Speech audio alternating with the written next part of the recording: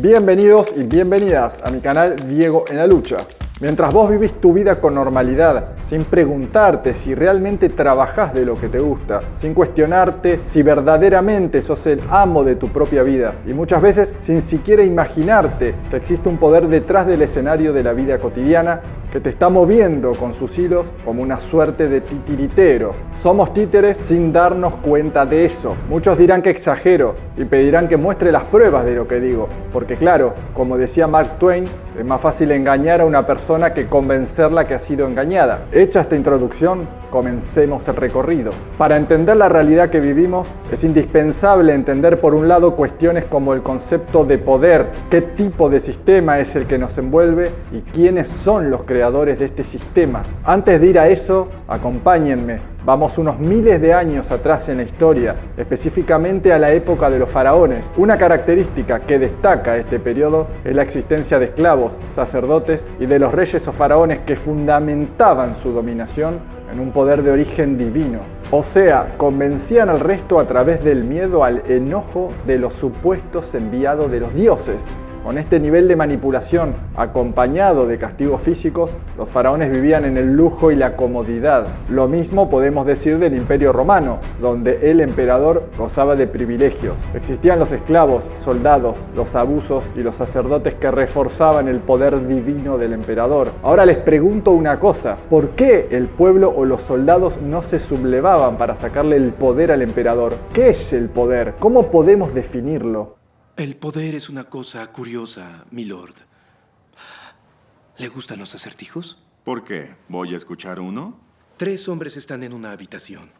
Un rey, un sacerdote y un hombre rico. Entre ellos está un soldado común.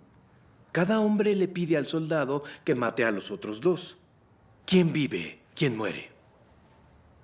Depende del soldado. ¿Por qué? Él no tiene corona, ni oro, ni favores con los dioses. Él tiene una espada, el poder de la vida y la muerte. Pero si es un soldado el que gobierna, ¿por qué pretendemos que los reyes tienen todo el poder? Cuando Ned Stark perdió la cabeza, ¿quién fue verdaderamente responsable? ¿Joffrey? ¿El verdugo? ¿O algo más? Decidí que no me gustan los acertijos. El poder reside donde los hombres creen que reside.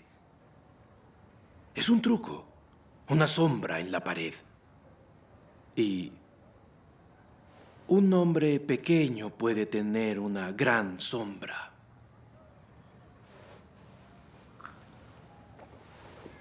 Amigos, acabamos de llegar a la Edad Media, que duró 10 siglos, o sea 1000 años.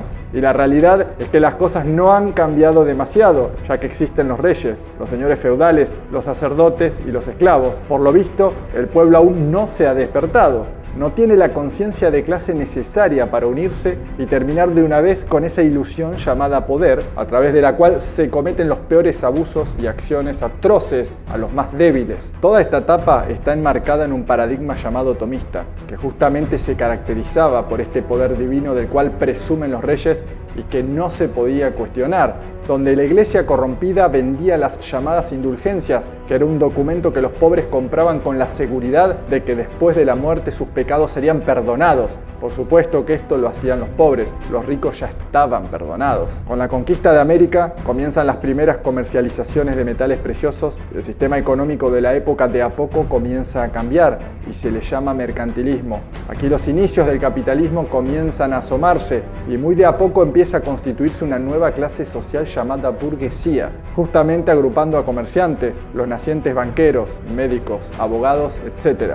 Avanzamos unos siglos hacia adelante y tenemos un gran evento de la historia llamada Revolución Francesa y al fin el pueblo comienza a organizarse. No, perdón, me equivoqué. El pueblo, por su falta de conciencia y organización, termina siendo usado por una clase social con una conciencia de clase en aumento y que favorece su organización justamente. Señoras y señores, así es, adivinaron, la burguesía se abría camino. La Revolución Francesa nunca fue una revolución del pueblo, fue una revolución burguesa donde se usó al pueblo ignorante y marginado para lograr las metas de la burguesía y así llegar al poder. Si hay algo que le molestaba a la burguesía era el poder de los reyes, ya que se interponía con el libre comercio que ellos querían y en definitiva con el poder que querían acumular. ¿Cómo terminó esta historia? con la caída de la monarquía francesa. ¿Pero esto significó una nueva era de paz, prosperidad y justicia? No, para nada. La lógica de la explotación continuó y se acrecentó con la Revolución Industrial, empujón que terminaría consagrando a la burguesía como la nueva clase dominante de la época, dentro de un nuevo paradigma llamado liberal. A esta nueva clase poderosa no le interesaba tener esclavos con el formato antiguo, o sea, tenerlos encerrados y gastar en comida y techo, sino que era más rentable liberarlos y contratarlos para que trabajen durante muchas horas con un sueldo mísero y que sean ellos mismos los que se encarguen de su propia supervivencia. La burguesía en definitiva terminó negociando con las monarquías y por eso en muchos países europeos siguen vigentes. La burguesía solo quería compartir ese poder y lo logró. Por eso son la clase económica y política más poderosa del planeta. El poder de esta burguesía industrial fue superado por una nueva clase de burguesía, la financiera, o sea, la de los banqueros. Desde esa época, las élites financieras actuales gobiernan los destinos del mundo a través de organismos de crédito, enormes fondos de inversión y bancos internacionales, a través de la deuda externa que generan gobiernos afines a los intereses de estas élites. Y por supuesto ya sabemos que esas deudas generadas por cipayos de los banqueros terminarán siendo pagadas por los pueblos. Como ven, las formas de esclavitud y explotación han llegado a un nivel de perfección grande. Pero ¿cómo es posible que con tantos años de abusos a las clases bajas, las mismas no logren organizarse? El trabajo de Karl Marx se basó en hacer una descripción exacta de cómo funciona el capitalismo y de por qué es una nueva forma de explotación y esclavitud. Y si bien es un trabajo inconcluso, uno de los razonamientos de Marx es que los trabajadores del mundo deben unirse para lograr triunfar. Algo fundamental en el trabajo de Marx es el materialismo histórico, o sea, una doctrina que afirma que toda la historia de la humanidad está ligada a la relación del hombre y la materia, o sea, el alimento, vestimenta, techo y todo lo que necesitamos en todas las áreas de la vida.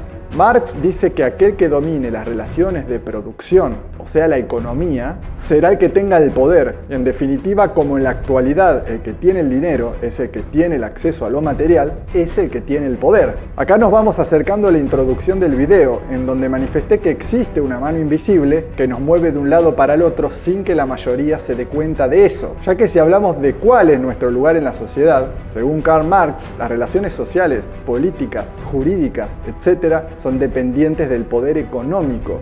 En pocas palabras, es la economía la que determina todas las características de una sociedad y aquel que domine la economía domina el mundo entero. ¿Y quién domina la economía actualmente? ¿Las élites financieras o alta burguesía? Y si tenemos esta información, ¿por qué no cambia el sistema? Porque como dije, la tesis marxista está incompleta y fue el intelectual Antonio Gramsci, italiano, quien continuó con esto, al explicar que son las mismas personas sometidas a la explotación de los poderosos las que defienden a su propio opresor. Y es aquí donde entra el término de hegemonía cultural, que nos explica cómo a través de la manipulación, por ejemplo mediática, nos hacen creer que los intereses de los ricos son los nuestros y que quien no progresa es porque no quiere hacerlo. Es así como adoptamos como propio los intereses de la clase social más alta y cómo los defendemos sin darnos cuenta. Nos manejan como títeres. Algo muy importante a destacar es que el nivel de perfeccionamiento para conservar el poder por parte de las élites es muy grande, ya que ellas entendieron que deben dominar, pero desde las sombras. Y un instrumento fundamental para esto son los medios de comunicación, que a su vez son propiedad de los poderosos. En casi ningún medio del planeta se habla de las élites financieras y cómo llegaron al poder, y a costa de qué se llenan los bolsillos. Los medios hegemónicos solo se dedican a hablar mal de los políticos progresistas que intentan cambiar positivamente al mundo. El poder es la capacidad de imponer la voluntad sobre las personas sin encontrar ninguna barrera o resistencia. Es decir, el poder es la capacidad de crear realidades, de transformar o de destruir. Todo dependiendo de lo que quiera la persona o grupo económico que lo ejerce. Les pregunto una cosa, ¿quiénes sacan beneficios de las guerras o de la destrucción de ciudades por bombas? Los empresarios que venden armas y los que tienen grandes empresas de construcción. ¿Quiénes se benefician de las grandes crisis financieras? Puedo dar el ejemplo de la crisis del 2008 en Estados Unidos, donde los únicos beneficiados fueron los banqueros, con miles de millones de dólares que les dio el tío Sam. Dólares que recauda gracias a los impuestos que paga el pueblo. Como ven, la respuesta a la pregunta de si somos realmente libres creo que queda contestada, y los hilos invisibles de titiriteros que pasan casi desapercibidos continúan moldeando, aunque no nos demos cuenta, todos los aspectos de nuestras vidas. ¿Cuál crees que es la solución para escapar de todo esto? Leo tus comentarios. Te pido que te suscribas a mi canal, le des pulgar arriba, actives la campana de notificaciones en la opción todas y compartas esta información. Nos vemos en el próximo video. Muchas gracias.